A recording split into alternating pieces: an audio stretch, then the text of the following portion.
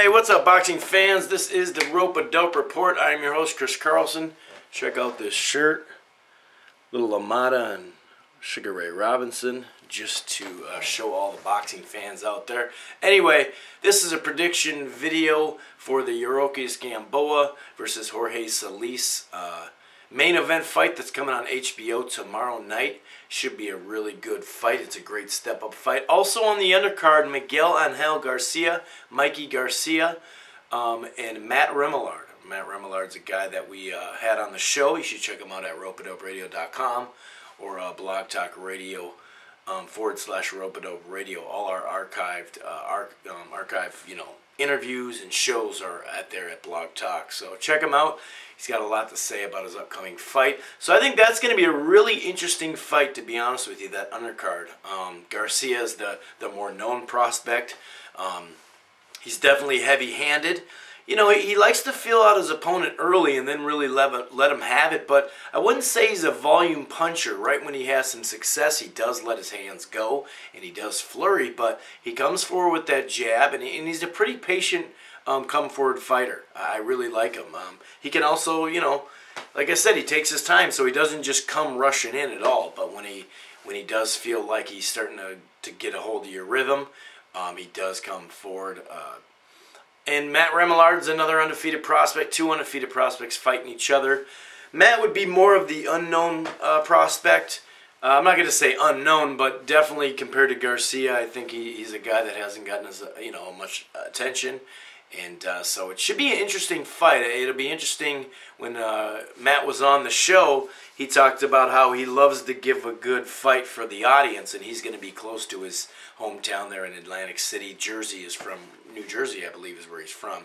Either that or Connecticut. Now I forgot. But anyway, we'll see how he does. Both prospects on HBO. Huge fight for the first big time. Obviously, Garcia's had a little bit more exposure. Like I said, we'll see how that fight goes. Also, Tian Kennedy and Jorge Diaz. Jorge Diaz is a local fighter in the Jersey area, and Tian Kennedy, I believe, is from Philadelphia. So for the live audience, that should be a great fight. Of featherweights again. I think it's called Featherweight Fury, this whole card, because they're two undefeated fighters too. So it's a great card. I got to give HBO some credit and the promoter some credit there for putting this together. Let's get into this fight though. Gamboa versus Jorge Solis. Now Solis has fought Cristobal Cruz. He just got done beating an undefeated prospect. I believe it was Contreras. I can't remember his last name, but also Mario Santiago, Mesa Clay, Manny Pacquiao. He's fought a lot of fighters in and around this 126 weight class. He actually gave Pacquiao, I'm not going to say a bunch of problems, but he had success and won some rounds early in that fight. He's a good fighter. He's a guy that uses his jab very well. He stays on the outside, although he can go inside and he can throw to the body. He does good body work, but he really likes using that jab.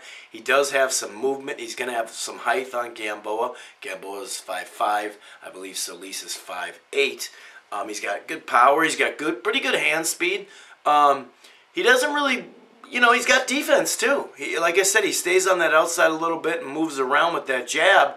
But he's got some defense as well too. So I'm really interested to see how Gamboa matches up with this style. I think it's a style that'll give Gamboa some issues. I think if you can put that jab in Gamboa's face all night, it could be a long night. You never know. I wouldn't be surprised if Jorge Solis, who is, I believe, 40-2 with 2 draws, something like that. I wouldn't be surprised if he won, to be honest with you. But I think it's a good test. I think he's just a good overall fighter, and like I said, he did have some success against Pacquiao as well, and he has some good solid wins in and around that weight class. Gamboa, Gamboa's a guy that really made his name on ESPN. He had some great knockouts early in his career, and for 19 fights, he's actually been put in there with some good tests. He's gone 10 rounds. He's gone 12 rounds a few times. His last 2 fights, at least his last 2 fights, have gone the distance. One against Orlando Salido, who's fighting Lopez here soon, and the other one against Barros, I believe. He went the distance. So Gamboa's a guy that seems to be kind of just having some issues, slowly but surely getting out of that amateur style. We all know his amateur career. He had such a great amateur career, maybe one of the best ever. You know, him and Rigondeaux, however, you know, Rigondeaux. I've heard it so many times, but those two, you know, modern day, you know, amateur fighters, you really can't beat their records. So he stayed in that amateur, you know, style for quite a while. So you tend to see, if he has a guy that comes right to him, you tend to see him really get rid of that guy and look great. Now, guys that'll be on the move and have a jab, you know, it'll be interesting. Even like Salita, who, you know, just fought him tough and fought him, I'm not going to say dirty, but some of it was an inside fight. It just looks like Gamboa, and I think his best performance, one of his best performances, when he won the belt, his belt against Rojas on Showtime a while ago. I believe it was it last spring or 2 springs ago now? I can't remember. But I believe it was in April on Showtime. And Rojas was a guy that was real long and rangy and moved a lot. And he looked great. He had the hands up, and he was getting his combos. He was jabbing. He was being smart. He just wasn't going in there. And I can understand, like I said, I think that Gamboa's been brought along very well for 19 fights. I'm not going to say that he's fought world beaters, but he's fought a lot of solid, good, tough guys or some prospects like himself as well. So I really like how they moved him along. He hasn't fought any huge punchers. But hey, I mean, if the guy's getting knocked down, you know, like he has several times in his career, you don't want him in there. You want him to learn. So it's kind of like he'll take 2 huge steps forward and look great for a couple fights, and then all of a sudden take a step back and kind of look amateurish or bored in the ring like he did against Salito. He had control of that fight, and he just didn't look that great. He looked like he was arm punching again. So Gamboa is one of those guys that is just explosive and exciting to watch, but he's still got some stuff to learn. And also, I heard Chris John is a possible opponent for him in the next fight. The WBA, they're both champs. So, you know, I think Solis is a great opponent, a guy with the jab that can move a little bit, not as much as Chris John. And Chris John, I believe, is more volume. Although Solis can throw plenty of volume and throw punches, I just think that Chris John is a guy that throws a little bit more punches than him. But he's going to be rangier and taller, and I think he's overall probably more skilled than Solis, possibly. But I think it's a perfect fight for if he gets over Solis to lead into Chris John. I think it's a good model to, you know, practice against. And this is going to be more into practice. Like I said, Jorge Solis is a legit opponent. He's fought a lot of solid guys. Like I said, he had some success against Manny Pacquiao. He's got a jab. He's got skill.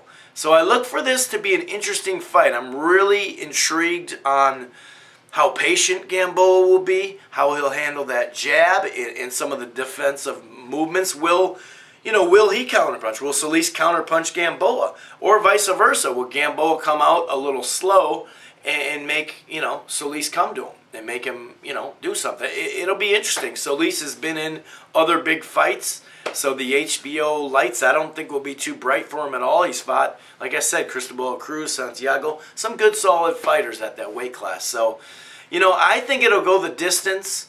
I don't think Solis or Gamboa will get stopped. If it is, it'll be like a TKO situation. We're going to see how this will be another step in the right direction and in a direction of top-level guys for Yuriorkis Gamboa. So I'm really excited about this fight. I'm going to go with Gamboa. I think overall he's going to have the hand speed and the overall skill. But, you know, I wouldn't doubt if he has some trouble with Solis' style. I really want to see this fight. I think it's an interesting step in Gamboa's career. And like I said, I wouldn't be surprised if Solis' style gave him fits for a little bit, if not a portion of the fight to where Gamboa has to rally, or that he just can't really get off on him. You know, you never know.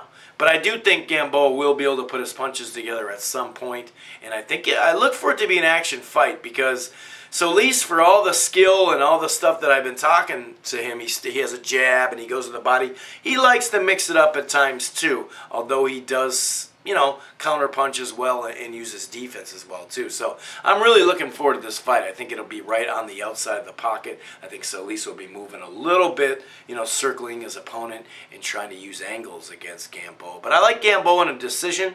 And on either side, if it's going to be a knockout, I'd say a TKO knockout. I don't think it'll be a full-blown Solis will, get knocked out, because I think that Gamboa, he lasted till the 8th or 9th with Pacquiao, and Pacquiao, we know Pacquiao and his power, and just overall hand speed and the way he puts his punches together. So I like this fight, but I am going to go with Gamboa. But I think this is going to be a very interesting fight, like I've said. So make sure you check out ropeadoperadio.com. Peace.